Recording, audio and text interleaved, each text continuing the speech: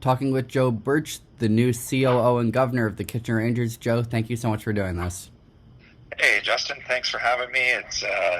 It's been an exciting couple of days for me and my family, and I'm really excited to speak with you today. So right off the bat, can you kind of talk to me about the whirlwind that these last couple of days have been with the process finally closing as the replacement for Steve Biankowski? Yeah, and a whirlwind is a good choice of words there, because it's been actually quite overwhelming with so many nice, positive welcome home comments and other things that I've received via text or social media, and to be able to come back to an organization that actually really helped me get my start in junior hockey as a player, and the timing of my career and the opportunity was such a great fit for me. It's really, really exciting, and I can't wait to get going. I can't wait to, get back into the community on a regular basis and be with the fans and business staff and the hockey staff. So it's been a busy couple days, which is good, but I'm looking forward to really the start of the season when we get going for next year. Can you talk to me a little bit about, why now for another change after spending time as vice president of OHL development? Yeah, so everything's timing's everything. Sometimes with career moves, and much with anything else, quite honestly. But the opportunity is once in a career, and I'm never one who wants to live with regrets, and I just felt that with where my career has gone and my experiences that I had, I looked at the job description and a good understanding of knowing Steve from around my league positions. I had a pretty good understanding of what the role was about, and my skills and my experience made me believe that I was a strong candidate for this. And had I not made the decision to kind of start with the process and see if I'm a candidate for at least an interview, I wouldn't want to look back 6 months or a year from now and say, oh man, I wish I would have, or I should have. And I don't believe in living that way. So it was a perfect time and a great fit. It checked all the boxes that I look for, and things that balance my personal life and as well as supporting my professional growth. Right, and I mean, coming back to Kitchener, you'll now be working with the current GM and head coach, Mike McKenzie, that is, until he finds a head coach to replace him so he can focus on his duties. So can you talk to me, about the relationship that you've already had with him, given your roles within the OHL in different capacities? Yeah, absolutely, Mike. He's very talented. He's an incredible person. He's done such an unbelievable job there with the Rangers for the length of time that he's been there. He and I have an excellent existing relationship, which makes it that much easier. Sometimes when you change roles, there's you can get a little bit of nervousness with potential unknowns, and in this case, which is going to make the transition really easy, I've known Mike since he started in the league, and we've always had a fantastic working relationship. So I'm really looking forward to trying to support and help him is really what I want to do, and in any way that I possibly can to help him continue to build off of the season he had last year and grow in the hockey operations. But he's an incredible person, and I look forward to working closely with him.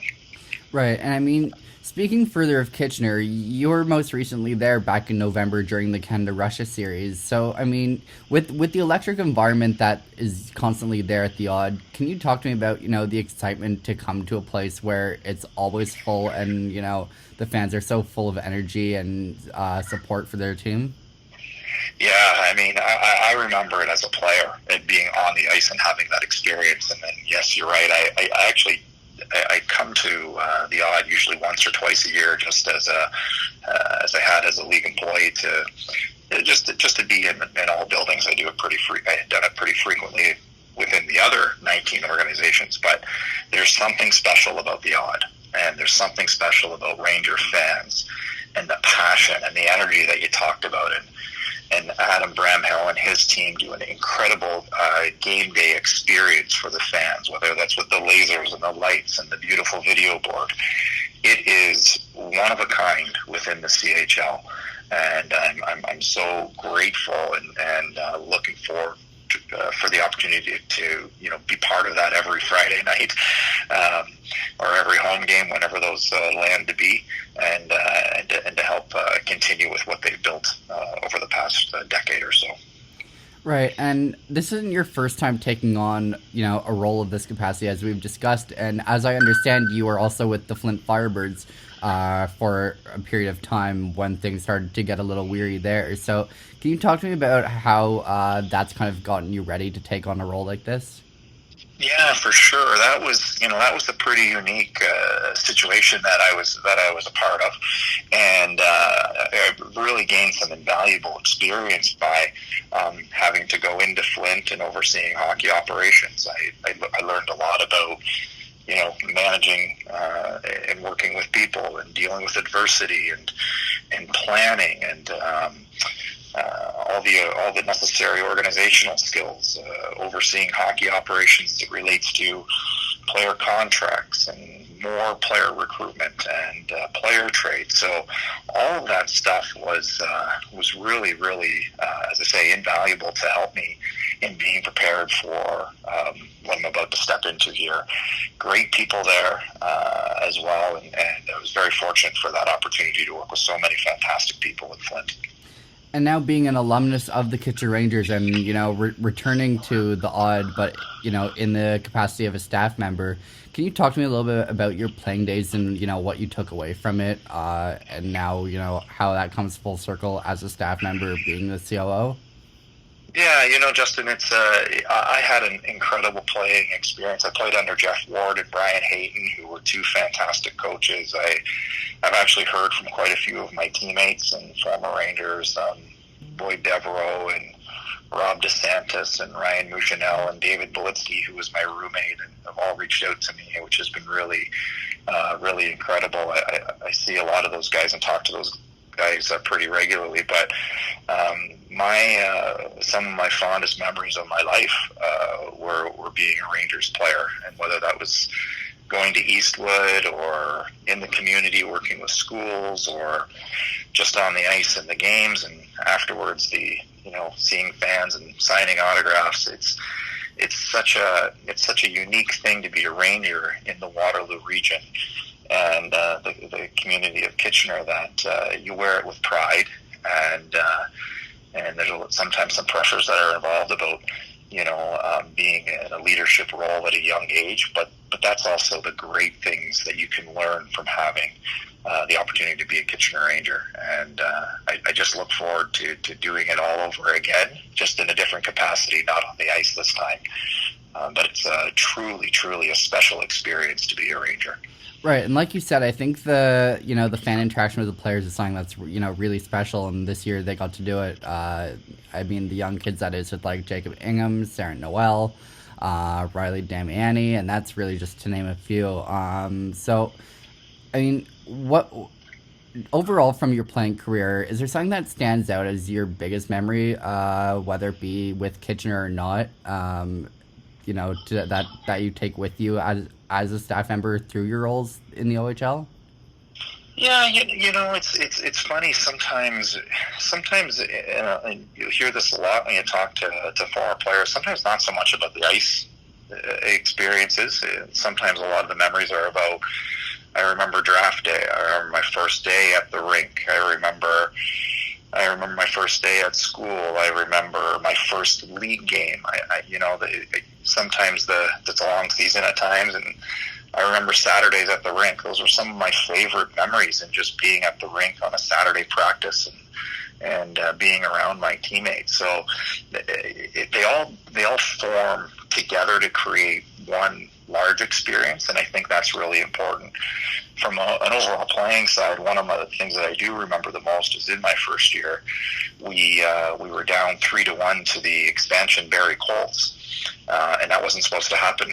And in the first round of the playoffs, and we found a way to battle back and ended up winning and beating them in 4-3 in a 7-game series, and that experience itself and that building at that time was was something that I really do remember from a hockey perspective. So a lot of great memories, though, being a player with the Rangers organization.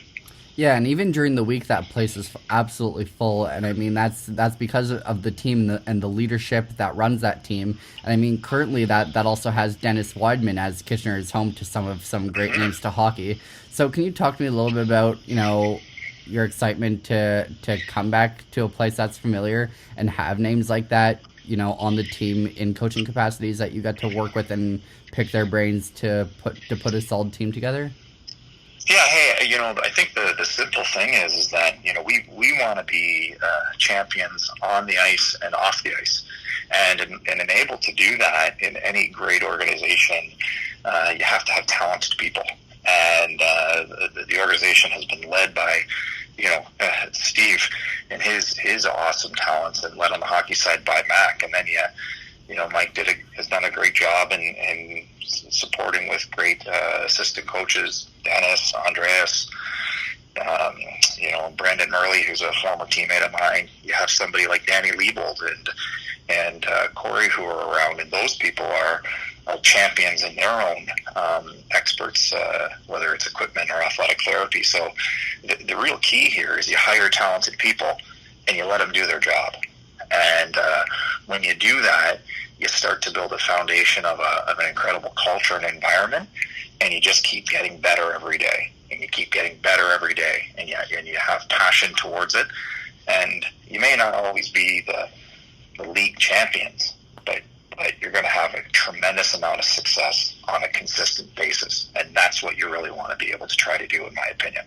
Right. I'm actually going to ask you one more question talking about winners. Kitchener was supposed to make the playoffs, but, obviously didn't because of COVID-19. So now seeing a new team being brought in for September, if puck drop is indeed in September due to safety concerns, I mean, they're going to bring in some new faces. So to kind of shake things up a bit and have a bit of a younger team, what's that experience like to see a team go from, full of veterans to this, young group of guys on how they form chemistry and make magic happen, which is, I mean, I think in Kitchener something really special that they can do and have proven to do. Yeah, and I think that's part of the really unique part about junior hockey is the ability to work with young people, and they're so special, and watch them grow. I was fortunate to be part of the rebuild in Flint, and we saw all that work come to fruition with the season that they had this year. It's not like it wouldn't be a different plan where you. Or maybe, yes, the Rangers are a little bit younger this year, but Mac would have a clear-cut plan as it relates to player development and expectations and so on and so forth. And when you create that environment and that winning culture and that winning environment, when the young guys come in, they learn it from their peers and their teammates. And it's not so much a rebuild that you ever want to get into. It's the reload, and it's the tweak and get better here. It's fun and exciting. You need a little bit of patience at times, which is okay.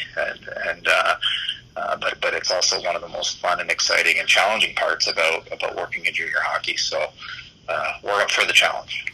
Yeah, and I mean, speaking of patience, the team really had to, pull that together this year. I mean, they struggled with Jay McKee, and then Mike stepped in. It took a little bit of time, but then they became a winner. They made it to the playoffs, and so I think that we're in for some exciting hockey. So with that being said, thank you so much for taking some time. I appreciate it. Anytime, Justin. I appreciate you having me, and I look forward to meeting you personally and talking further about the Rangers. Absolutely. I look forward to it. Take care. Thank you. Bye.